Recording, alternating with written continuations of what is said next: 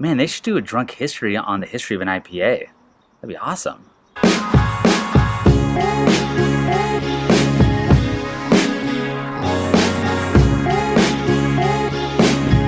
I've made a lot of IPAs before.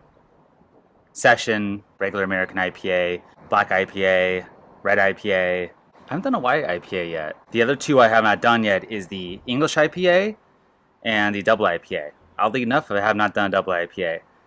I have a goal this year, definitely, regardless, to do all the styles of IPA. I've done a wheat IPA once too, actually, now that I think about it. Anyway, today is an English IPA. Just so you can see the recipe, I'll link it below in the description, or I'll post the entire recipe there. How the IPA is thought of is that they brew this really hoppy beer that would last a journey to India for the army out there, for the British Army out there, and it's quenchable, and the hops have preservatives in it that would keep the beer fresh along your journey. And it was first done by George Hogston and in like the 1790s, and that was how the IPA was born. Now there's definitely some truth to that. It's not entirely true. It wasn't necessarily the British troops that were drinking it in India. It was sort of everybody. The civilians that were drinking it. It was expatriate troops and people like that. But they were also drinking porter and other beer as well. It wasn't just pale ale that was being exported there. Before there was the export to India, they were putting hops in beer. And they were doing it to preserve it. However, it did happen to work well for the journey to India. So there was a kind of coincidence there. It wasn't exported like initially from the brewery directly to India. Captains of these ships that were going there were actually buying the beer and reselling it back in India. So what happened was Hogston's brewery was within a mile of the shipyard. So they were able to have access to it relatively easily. And second to that, Hogston gave them a large line of credits up to a year. So they were able to, it was easier for them to buy and sell it without having to pay him back for long periods of time. So after a while, George Hogston's son took over and basically restructured everything. They started to end their credit and only sell it to the ship captains for cash, and then started to ship their own beer directly to India, which kind of makes sense actually if you think about it. Another guy came along, Campbell Marchbanks, and he said, no, they can't be the only ones doing this. So Marchbanks took the Hogston's Pale Ale to Samuel Alsop, who's a brewer, and said, let's basically recreate this and do it, because we need to compete with these guys, and we're tired of them basically holding the entire market. Alsop was located in the Burton area, and Burton water is fantastic for brewing IPAs. Because the water was so suited for an IPA, other brewers got in on it from the Burton area, and Bass in 1823 made their first pale ale, and they started exporting to India as well. Next thing you know, those brewers, Bass mainly, had a huge domination on the India pale ale market. And then by the 1880s, what happened is there all of a sudden became a huge tax on this. And they were charged off original gravity. I got more and more taxing, to the point where the IPA basically got wiped out. And by World War II, it almost was non-existent. And it was the things that were around that existed, it was like 3%, 3.5%, which is actually not too far from the Session IPA now. But it shifted so heavily and disappeared almost entirely. Then in America, like in the late 70s, early 80s, came along, I'm going to give credit to Anchor Steam. I don't know any other brewer that was doing that in Anchor Steam beer, or I would say any hoppy beer in that time. They were very, very, very early on in doing it.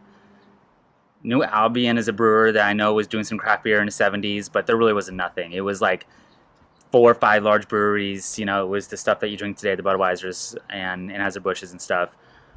But, Anchor Steam came along and they kind of changed the game. They started to make the first true hoppy beer that I've read about and researched that really kind of put that IPA or hoppy beer back on the market.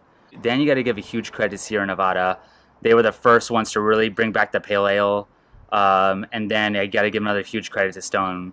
Stone then took that IPA and really put it on the map. And the next thing you know, the craft beer movement happened, in that mid-late 90s, and it just took off from there. That's a quick history lesson of the IPA. Skulls out.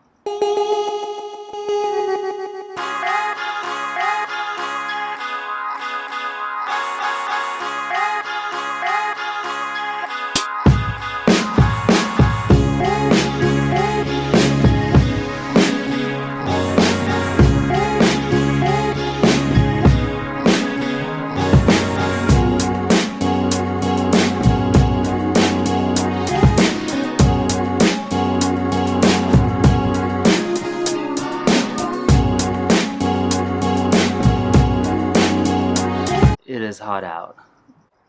think I'm gonna go swimming. I just put the mash in. It's a good time, right? Buddy of mine invited me over to swim.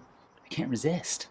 So I might brew into the dark, but I'd rather go swimming and then brew and then finish my brew day in the dark later. So let's do this.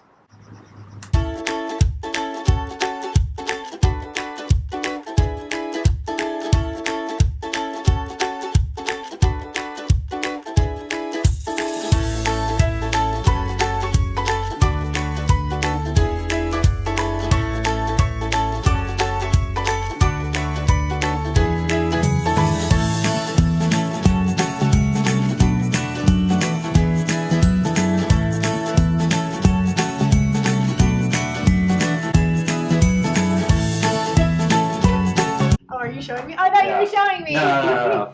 Saying goodbye. Good to see you. Yeah. Thanks for coming over. Right? Woo! All right, Jay. Thanks for hanging out, pal. Yeah. Back to the brew day.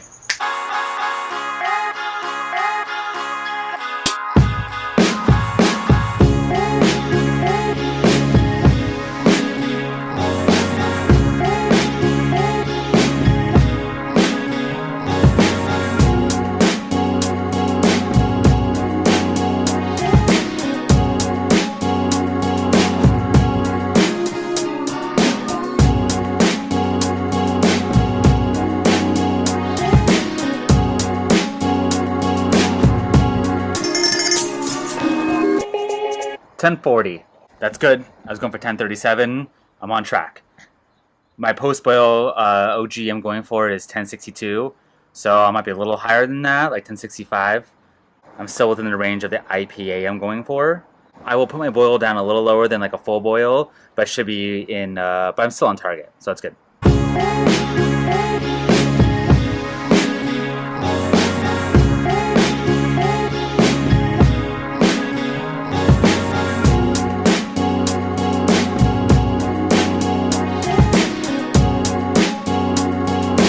I've added something to my brew day. I think it's going to help a lot. I got a pump. It's an aquarium pump. Here are the specs on it. I'm going to plug it into here. I have a pot full of water here. I have ice as well. And then I'm going to pump ice water through my wort chiller and hopefully chill it down way faster than I have been. It's getting into summer here in the Los Angeles area. It's already hot today. It was like 85 degrees Fahrenheit. So I need something that's going to cool down quicker, even in the winter. I'd never get this cold enough fast enough. With this here, I can just pump water out directly into the wort chiller here and right back into here, and I won't be wasting water. That's the idea on paper. Let's see how this goes.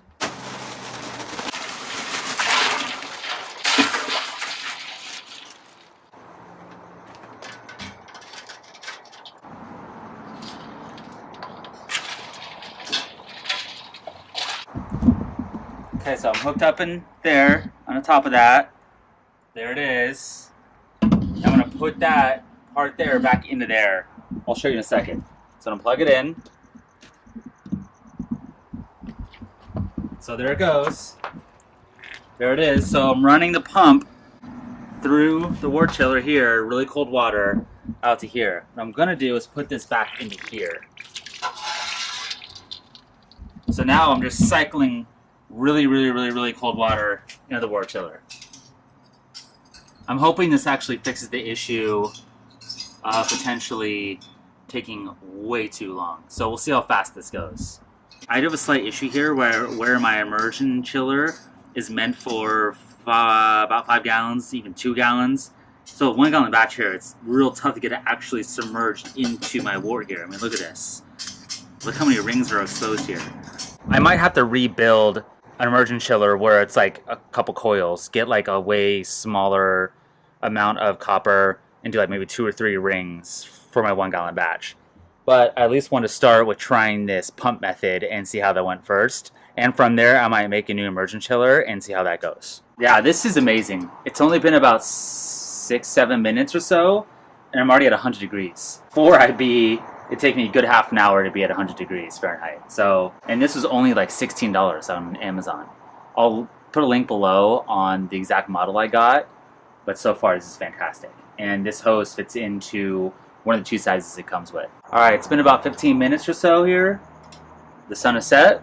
Yeah, but I'm at 80 already. So that's cutting down my chilling time by half. 1061. Perfect. Well, perfect would be 1062. Hit my numbers great today. I'm very happy with this pump. I'm happy I went swimming.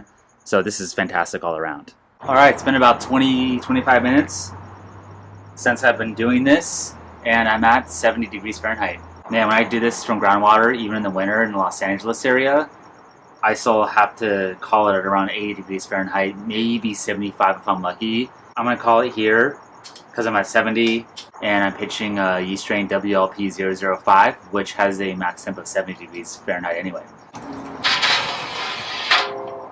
And it can clean with the water.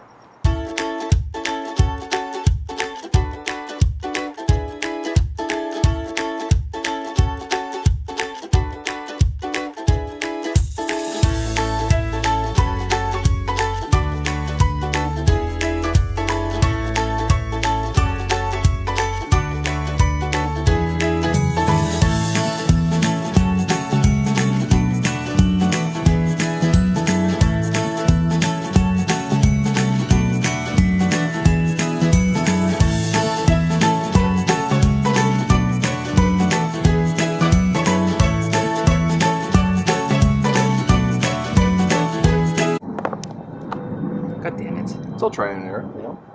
It's all this. God, just two bullshit rolls, Brett. Yeah.